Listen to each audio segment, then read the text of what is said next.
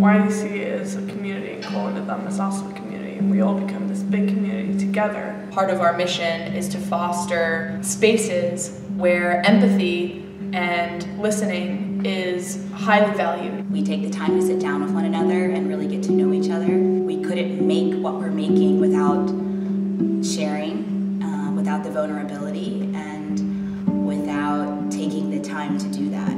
First, we'll just sit down, we'll talk for a pretty long time about what we're going through, about what we think about current events, and then we'll kind of reflect on that together. It lets me and everyone else create really beautiful, amazing pieces that are centered around making something that other people can take from. The tools and the techniques that I learned as a member of Young Dance Collective has completely shaped the way I work as an artist now. Hannah gives a very clear direction, and then from there, I think we explore many different avenues so we can see all the possibilities of what the material could be and where it could go.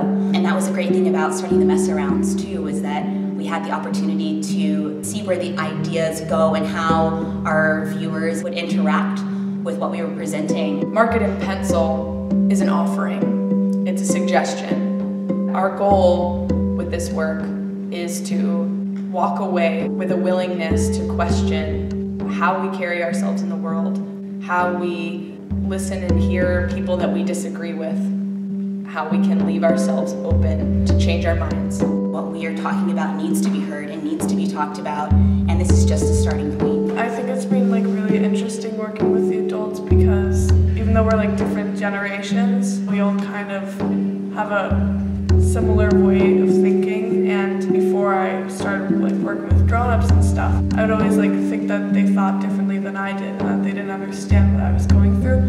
But then I realized that we're all very similar.